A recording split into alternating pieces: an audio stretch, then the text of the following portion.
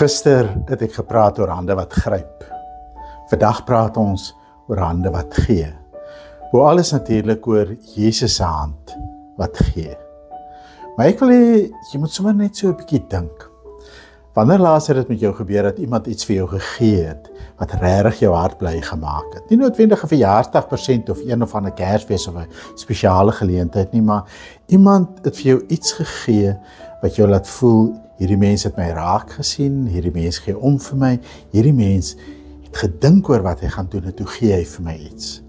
'n Geskenk wat jou hart bly maak. Dis tog 'n wonderlike ervaring om te ontvang. Nou kom ons draai dit om.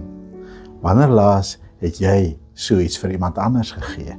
Het jy jou hande uitgesteek en dit hoef nie iets groots te wees nie, dit hoef nie iets duurs te wees nie, maar het jy net jou hand uitgesteek en gegee vir iemand, omdat jy daai persoon se hart wil bly maak, of omdat jy 'n verskil wil maak in daai mens se lewe. Gee is 'n wonderlike ding. Gee is die gom wat verhoudings aan mekaar hou. Daarom gaan ons nadink oor hande wat gee. So, kom ons dink 'n bietjie oor die nagmaal. Jesus sit aan die nagmaaltafel. Hy het klaar gesê dat Judas hom gaan verraai. Hy gaan nou sê dat Petrus hom gaan verloon. Hy weet hierdie klomp vriende van hom gaan uitmekaar spat en hom in die steek laat.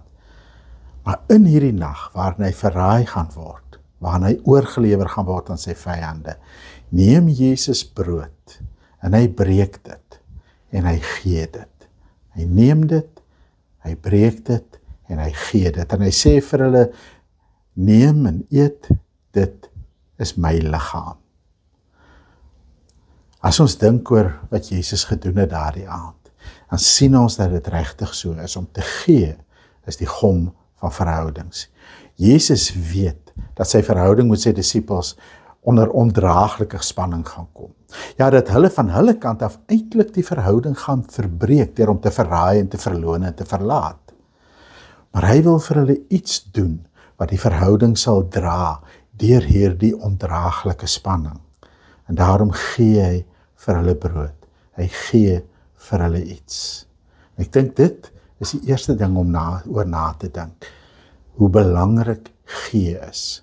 Ons gaan nou praat oor die brood, maar hoe belangrik is gee. Die Bybel teken God as die een wat gee en weer gee en weer gee. Alles wat ons het, kom van hom af. God is die God met 'n ruimhartige hart, met 'n vrygewige hart.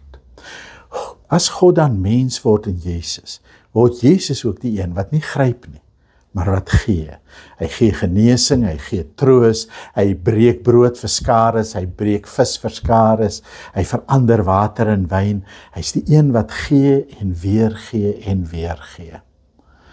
En as hy dan in die nagmaaltafel kom en in hierdie donker oomblik ook gee, dan sê hy, dit is die wesenlike ding wat hy vir sy disippels wil doen, maar dis ook die wesenlike ding wat hy vir sy disippels wil leer, om mense te word wat nie gryp nie, maar wat gee. Ons is geroep om mense te wees wat gee, om hande te hê wat bereid is om te gee. Nou kan 'n mens natuurlik iets gee. Jy sou kon sê, Jesus gee hier iets, hy vat brood, hy breek die brood, hy gee dit, en om iets te gee is al wonderlik, moenie vir 'n oomblik dit onderskat nie. Om iets te vat wat aan jou behoort, veral as dit iets is wat miskien vir jou waarde het, iets wat vir jou kosbaar is, en te sê, ek gaan dit vir iemand anders gee. Om te sê, ek is bereid om met minder klaar te kom, ek is bereid om minder te hê, sodat ek vir jou kan gee. Ek gee vir jou iets. Dit is al 'n ontsettend belangrike ding. Die probleem is net, as 'n mens welvarend is, of relatief welvarend, dan word daai soort gee baie maklik. Het is maklik om 'n paar rand hier vir die kerk te gee, en nog 'n paar rand daar vir liefdadigheid, en om miskien so 'n bietjie hiervan en 'n bietjie daarvan te gee, om blikkies kos te gee vir hongermense, om ou klere af te laai vir mense wat koud kry en so aan. Dit word 'n maklike soort van gee. Dit word 'n soort gee wat jy kan doen sonder dat jou hart regtig daarmee saamgaan. Jou hande gee, maar jou hart is nie noodwendig besig om te gee nie. Daarom is dit verskriklik belangrik dat ons moet besef dat wanneer Jesus brood gee, gee hy nie net iets nie. Jesus gee homself. Dit is my liggaam. dit is my liggaam. En hy gaan homself nie net hier om die tafel met die brood vir hulle gee nie, hy gaan homself aanhou gee vir hulle, hy gaan homself aan die kruis gee tot in die graf, hy gaan, wanneer hy opstaan, terugkom en homself weer vir hulle gee, wanneer hy sê vrede vir julle, en wanneer hy sy gees uitstort op Pinksterdag, gee hy weer homself vir hulle. Hy is die Here wat homself aanhou gee vir sy mense. Want om regtig te gee, moet 'n mens jouself gee. Om regtig die soort gee te doen wat die gom van verhoudings is, moet 'n mens jouself regtig gee. En ek dink dis die belangrike ding, want jy het altyd iets om te gee. Jy het miskien nie 'n groot bankbalans nie, jy het miskien nie 'n klomp besittings waarvan jy kan weggee nie, maar jy kan tyd gee, jy kan jou kragte gee, jy kan jou ore gee om te luister, jou mond wat kan praat, dit moet 'n mens maar sparsame gee, maar jy het altyd iets om te gee. Die Here het 'n rykdom in jou lewe ingeweef, wat jy kan deel met ander. En as jy jouself gee, dan het dit wat jy vir ander mense bied, het dit beteken, as hulle weet hiermee, gee jy jouself vir hulle.